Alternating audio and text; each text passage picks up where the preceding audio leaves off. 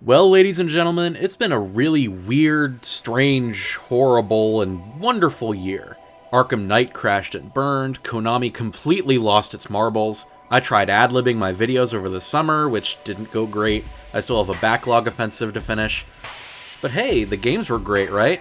Hell yeah, they were, and that's why we're here today. A gaming channel on YouTube is not a gaming channel on YouTube without a yearly look back at the year before. Hell, it's been such a good year that some of the better games couldn't even make the cut.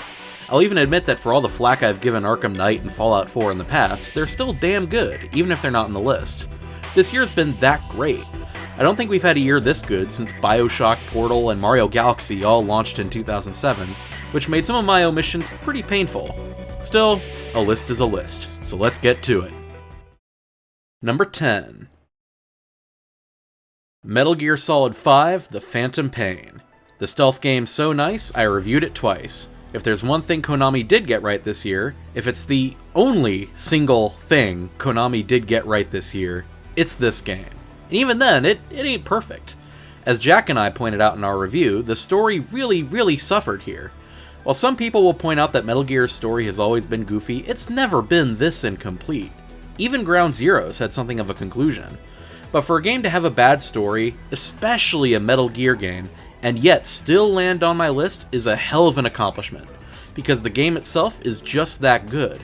You can tell that Kojima poured his heart and soul into making this game the absolute mechanical best it can be. It's the culmination of almost 3 decades of stealth gameplay progress, and it's easily landed itself in the pantheon of my favorite stealth games. It outdoes Snake Eater, that's how damn good it is. Its moment-to-moment play is so fantastic and interesting and open-ended that it makes its repetitive nature and snore-inducing story so much more bearable.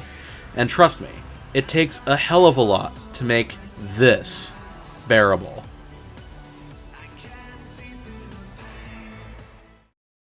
Number 9. Axiom Verge. Speaking of games with terrible stories and fantastic gameplay, I'm sure a lot of you are scratching your heads, wondering how the hell a fan-made Metroid clone can outdo one of the best stealth games ever, and the answer is, I'm a Metroid fan. This is my list. I do what I want. One of my recurring themes this year was homage. It was something a lot of games did pretty well this year, and it's something that Axiom Verge absolutely nails on the head. This is a game that is so much like Metroid that it scared the pants off of me.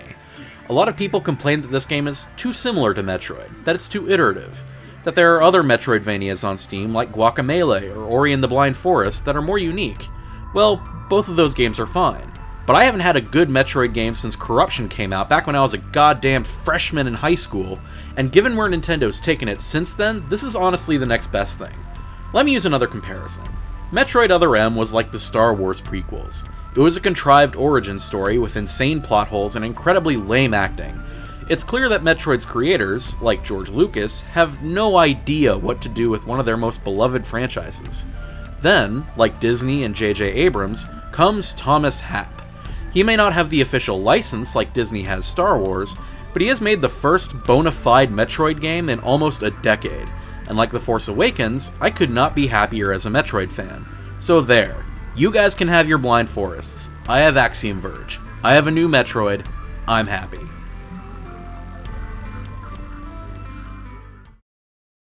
Number 8. Pillars of Eternity. With all that Axiom Verge goodness being said, though, there was one other game this year that pulled the homage thing off with much more class and finesse, and that was Obsidian's Pillars of Eternity. There have been plenty of other great kickstarted games, some of which I actually personally enjoy more than this, like Shovel Knight. But with Pillars, the dream was alive. Remember back in 2012 when Double Fine started their Kickstarter for Broken Age, and then it seemed like every old developer had their own Kickstarter? Of the first big wave of Kickstarter success stories, I think this is the one that embodies them the most. It's a real homage. While I view Axiom Verge as a new great Metroid game though, I see Pillars as much more than just, say, a new Baldur's Gate. I honestly feel as if this stands on its own. You need to be a real Metroid nut like me to enjoy Axiom Verge. But with Pillars, your only prerequisite is a high tolerance for reading. It rebooted the old D&D style in a way that was accessible to new players, but still doesn't lose what made those games like Baldur's Gate so special. It made me, an old Nintendo nerd who grew up on JRPGs like Paper Mario and Pokemon, a total CRPG fan. I have a feeling that it could make anyone a CRPG fan. It proves that old Infinity-style RPGs are timeless, and they can still work in an industry like this. And if that doesn't embody the word homage in a year full of them, I don't know what does. Number 7. Life is Strange. Oh man, Life is Strange. I'll wholly admit that I haven't played through every Telltale like this year, and I knowingly put this game on this list, having not gotten around to Tales of the Borderlands yet, which I hear is absolutely fantastic. Yeah, T of the B is very funny, I'm sure, but Life is Strange really knocks it out of the park. Never have I been so conflicted in an adventure game. Never have I fallen so in love with the characters or the atmosphere in an adventure game. There's such an innocence to the entire experience, even if it deals with some really messed up subject matter. It has a ton of flaws, but those flaws sort of make the game more earnest. It's like an indie movie. You can tell it probably didn't have a whole lot of resources put into it, but you can also tell that the developers put a lot of tender, loving care into it. When it does delve into that serious subject matter, it's totally honest about it. When the characters have a cute moment together, it's the realest kind of cute. When it gets scary or sad, it's really damn scary or sad, because that innocence makes you that much more invested in the world and the characters.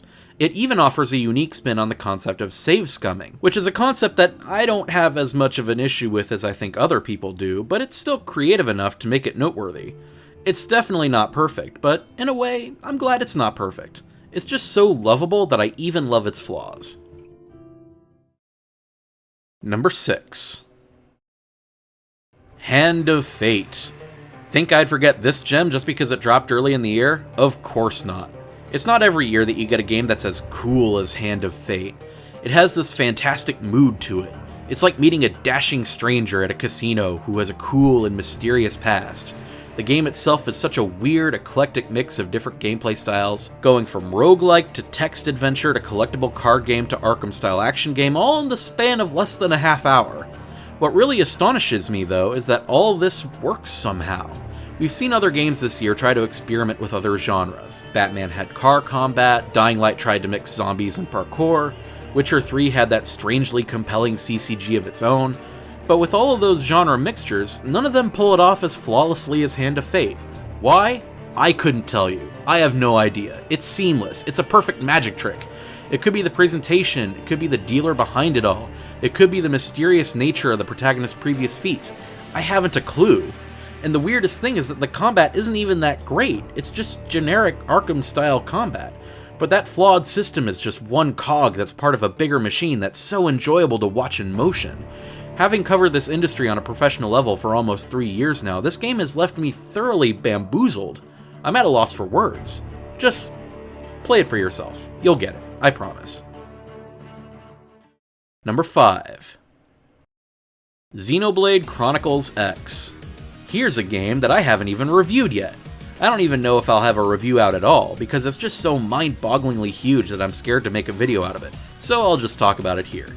The reason this game is on the list, and is in fact higher than something as brilliant as Pillars of Eternity, is because I now have something to shove in Fallout 4's face and exclaim, "This is how it's done!" After getting bored of Fallout 4, it turns out that a new Xenoblade is all that I needed.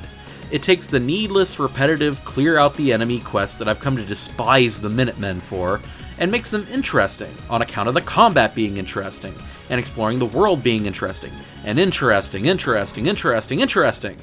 The game looks at Fallout 4's power armor and laughs immensely. While a set of power armor may make a Deathclaw encounter a bit more lively, the Skell opens up whole new worlds and battles for the player. You have to earn your Skell and take care of it.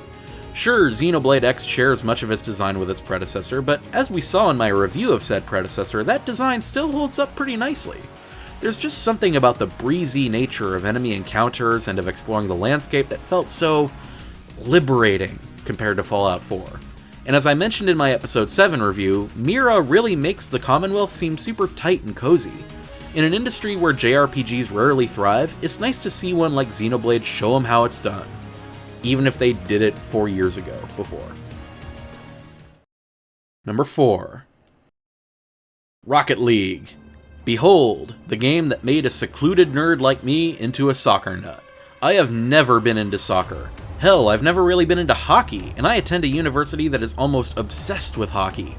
But this is the game that has convinced me that soccer is, indeed, the beautiful game. Because I feel that it's the first sports game in a long time to actually put you in the action. It's the first sports game in a long time to actually be a sport instead of a management simulator or whatever. It takes mechanics that video game fans are already familiar with, that being driving, and adapts those mechanics to fit into a sporty setting. While I'm sure there's not nearly as much finesse in getting a goal in Rocket League as there is in pro soccer or hockey, there's still a lot of finesse. This is the first game that I feel has captured the elegance of really getting a goal. Sometimes you'll just get a lucky shot, but when you put the effort into getting an insane shot and you make it, hot damn does it feel good. And it takes good teamwork too. You'd be surprised at how cooperative random players can be when you're playing at a high-ish matchmaking level. You start to learn about passes and good positioning. You develop a metagame. Certain opportunities have to be quickly judged or improvised on the fly. When you sit back and watch the match again, it's mesmerizing if it's played well. That's what a good sports game encompasses in my opinion, and I'll be damned if Rocket League isn't a really good one. Number 3. Splatoon. Really, let's be honest. Rocket League is great, but only in Splatoon can you be a kid now, and a squid now, and a kid now, ink it all now. I don't think I've played a shooter with such a good learning curve until I played Splatoon. If you're not good at shooting other players, great, paint everything else instead. It has that natural support kind of play that games like Team Fortress 2 have, where you're inherently helping your team win just by doing what you do best. That kind of design really opens up the game to new audiences and makes it more accessible, which is so Nintendo. There's no other way I can put it. It is so like Nintendo to make a shooter like that. When I reviewed this game back in June, my biggest complaint was the lack of content, which is a complaint that I think resonated with a lot of other multiplayer-only games this year, especially Evolve and Battlefront. However, Nintendo did well by their customers with a lot of free content that kept players coming back for more. They understand that restricting maps to a season pass fractures their player base and ultimately banishes those maps to obscurity, so they let players have them for free. They hold big events to give players who stop playing a reason to come back, at no cost to those players. Meanwhile, Evolve and Battlefront are struggling to maintain their player base because they just couldn't justify that $60 price tag with the small amount of content they had. Nintendo took the initiative to fix that issue, and that's made Splatoon the standout multiplayer experience in a year full of them. Number 2. The Witcher 3: Wild Hunt. When most people look back at 2015, I think this is going to be the game they remember, because it's such a hell of a game. It took the best aspects of its two predecessors, trimmed out what didn't work, and polished it to make it as great for newcomers as it is for seasoned Witcher veterans. It gracefully evades the threequel curse and winds up being the best game in a trilogy already full of great RPGs. And really, if anything, this is the game that I should shove in the face of Fallout 4. Because while Witcher 3 does have filler quests like Fallout 4, it at least treats them with more respect. Each of them tells their own little story. And while I'm at it, can I gush about the little moments? The Bloody Baron doesn't get much screen time, but damn, his side quest is one of the best side quests I've ever played. Freaking Gwent! I can't even begin to tell you how many hours I've wasted playing Gwent. This is a minor minigame, mind you. This shouldn't be as good as it is. It's the little things like that that make Witcher 3 as fantastic as it is. I wouldn't call the overarching main quest the best story of the year, but the little episodes that happen in between are brilliant. The choice between Yennefer and Triss is one of the most grueling romantic choices I've had to make in a game. The monster contracts feel like actual hunts instead of plain boss encounters. The little choices you make lead to huge consequences later on, which is such a Witcher thing. Like Phantom Pain, it feels like The Witcher has really been building to this, and the end result is, in my opinion, one of the finest RPGs ever made. In fact, it would probably be my favorite RPG of the year, if not for... Number 1. Undertale. It finally happened. I have finally found a game that has out-Paper Mario'd Paper Mario. This isn't gonna last hundreds and hundreds of hours, it doesn't look particularly great, and yet it is the funniest game I've played all year. It's the scariest game I've played all year. It's the saddest game I've played all year. It's the most captivating, lovable, awesome, terrifyingly violating game I've played in a good long time. And what hurts the most is that I can't talk much about it. To say too much is to ruin the entire experience. So, I'll just say this. Play Undertale. Play it again. Play it until there is literally nothing more to see, and play it again after that. There is such nuance and such elegance in its storytelling, and in how that storytelling meshes perfectly with the gameplay. It's a game about love, family, curiosity, and the simple joys and happiness that comes with meeting new people. It's a game about the inherent moral flaws of role-playing mechanics. It's $10. It could probably run on a toaster. Buy it, play it, cherish it, because once you finish it for the first time, you will never be able to play it for the first time again. Undertale deserves to overthrow Ocarina of Time. It's that good. It's my game of the year. Go play it now if you haven't already. 2015's been a hell of a year. It probably won't be the case, but here's hoping 2016 outdoes it. These 10 games leave me hopeful for an industry that's grown more and more shady and deceitful, and that couldn't make me happier. Have a wonderful new year, everybody.